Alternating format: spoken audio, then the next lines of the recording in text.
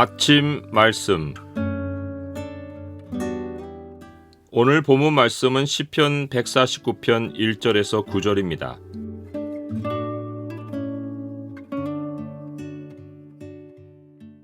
오늘 본문을 약속의 창으로 보면 하나님의 모든 성도에게 어떤 영광이 있는지가 보입니다. 약속의 창을 보여주는 구절은 149편 9절입니다. 기록한 판결대로 그들에게 시행할지로다. 이런 영광은 그의 모든 성도에게 있도다. 할렐루야. 하나님의 거룩한 백성, 곧 성도는 어떤 일에서든 주님보다 앞서 행할 수 없습니다. 하나님이 모든 일을 앞서 해주시고 성도는 뒤를 따릅니다. 성도의 존재부터가 주님이 시작해 주신 일입니다. 하나님이 행하신 모든 일을 우리가 찬송하려 해도 찬송조차 우리가 먼저 시작할 수 있는 일이 아닙니다.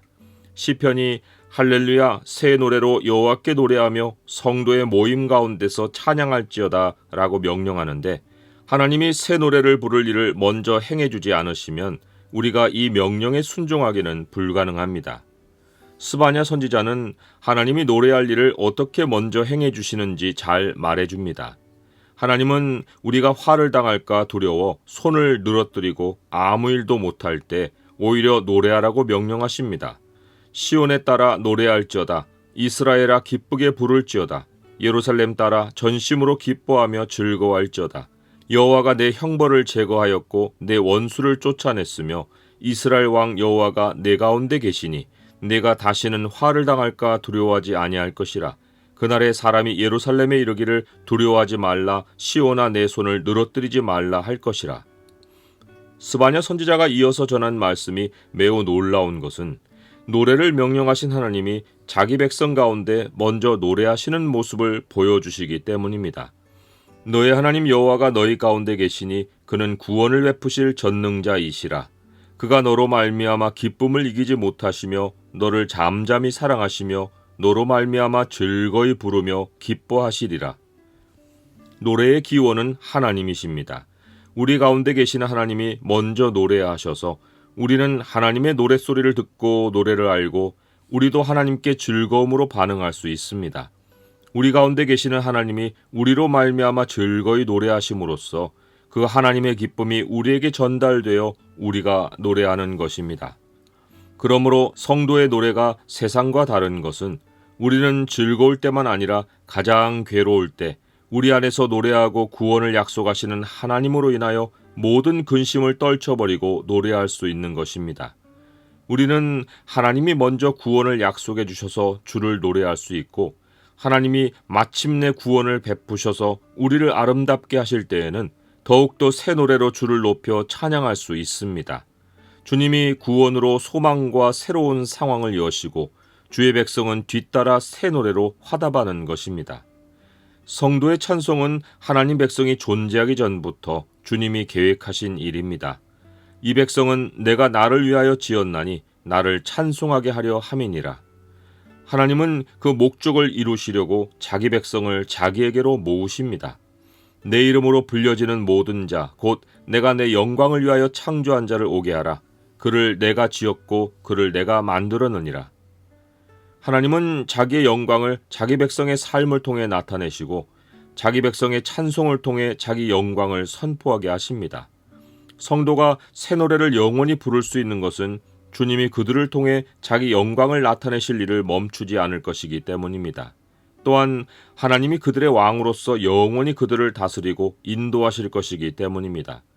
그래서 성도의 새 노래는 영원히 주의 영광을 체험함과 영원히 주가 통치하심에서 비롯되는 것입니다.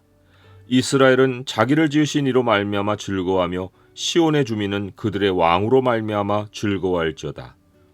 성도가 하나님이 창세전에 결정하신 목적을 가지고 세상에 보내지는 존재이기 때문에 어떤 환경도 우리를 위해 계획하고 정하신 하나님의 영원한 뜻을 바꾸지 못합니다. 세상이 아무리 두려움으로 우리를 위협해도 하나님의 목적 안에 있는 주의 백성은 여호와께서는 자기 백성을 기뻐하시며 겸손한 자를 구원으로 아름답게 하심이로다 라고 고백할 수 있습니다. 성도는 모든 상황에서 하나님이 자기들을 구원하심으로 하나님의 영광을 나타내시고 자기들로 하나님을 찬송하게 해주실 것을 확신합니다. 이것이 시편이 주의 백성을 향해 이렇게 명령하는 이유입니다. 성도들은 영광 중에 즐거워하며 그들의 침상에서 기쁨으로 노래할지어다. 특별히 침상에서 기쁨으로 노래하라는 명령은 근심으로 잠자리에 들지 말고 삶의 자리를 든든히 지켜주실 주님을 절대 신뢰하는 가운데 삶의 인도를 주님께 맡기고 평안히 지내라는 것입니다. 다윗은 일찌감치 삶의 주권이 하나님께 있는 것을 알고 이렇게 고백했습니다. 내가 평안히 눕고 자기도 하리니 나를 안전히 살게 하시는 이는 오직 여호와의 신이이다. 성도들의 주변 세력이 헛된 일로 대적할 때 하나님이 그들을 이길 무기로 성도에게 주신 두 개의 무기가 있는데 입에 하나님에 대한 찬양과 손에 두 날 가진 칼입니다. 그들의 입에는 하나님에 대한 찬양이 있고 그들의 손에는 두 날 가진 칼이 있도다. 이것으로 문나라에 보수하며 민족들을 벌하며 그들의 왕들은 사슬로 그들의 귀인은 철고랑으로 결박하고 기록된 판결대로 그들에게 시행할지로다. 구약 성도는 문자대로 이 두 무기로 가나안의 첫 성 여리고를 점령했습니다. 이에 백성은 외치고 제사장들은 나팔을 불매 백성이 나팔 소리를 들을 때 크게 소리질러 외치니 성벽이 무너져 내린지라. 백성이 각기 앞으로 나아가 그 성에 들어가서 그 성을 점령하고 그 성 안에 있는 모든 것을 온전히 바치되 남녀노소와 소와 양과 나귀를 칼날로 멸하니라. 신약의 성도는 싸움의 대상이 훨씬 더 커져서 혈과 육을 상대하지 않고 악의 영들을 상대합니다. 악의 영들이 우리를 공격할 때 그들이 우리에게서 얻으려는 승리는 예수님의 이름을 부인하게 만드는 것입니다. 요한계시록에 보면 우상에게 경배하지 않고 짐승의 표를 받지 않은 자들이 목배임을 당한 이유가 예수를 증언함과 하나님의 말씀 때문입니다. 예수님을 부인하지 않고 성경 말씀을 고수한 것이 끝까지 견디고 이긴 성도들의 특징입니다. 성경은 예수님을 시인하는 최고의 무기가 찬송이고 악의 영들을 물리치는 유일한 무기가 하나님의 말씀 곧 성령의 검이라고 말합니다. 히브리서는 그러므로 우리는 예수로 말미암아 항상 찬송의 제사를 하나님께 드리자. 이는 그 이름을 증언하는 입술의 열매니라 라고 말합니다. 그 이름을 증언하는 입술의 열매, 즉 예수님을 시인하는 입술에는 찬송이 그 열매입니다. 어떤 핍박을 당해도 성도가 주님을 찬송하는 것이 예수님을 시인하는 증거입니다.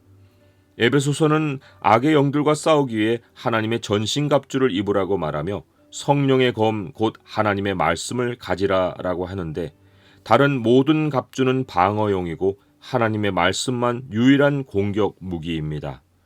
하나님의 말씀은 각 사람의 실체를 드러내어 마지막 때 사탄의 거짓 미혹이 땅을 덮을 때 그들의 실체를 분별하고 끝까지 믿음을 지키는 유일한 무기입니다.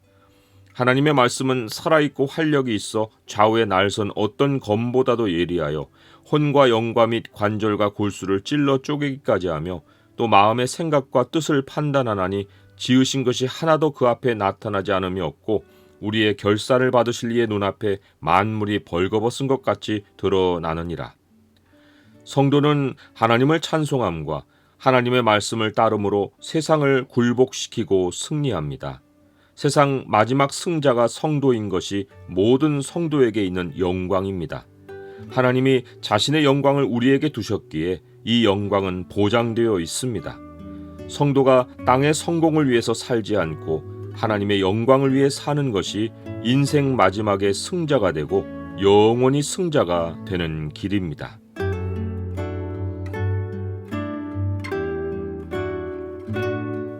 주님, 세상 사람들이 주목하는 좋은 것들이 사탄의 미혹입니다. 사탄이 돈과 명예로 성도들을 미혹하고 하나님을 향한 믿음을 빼앗아갑니다.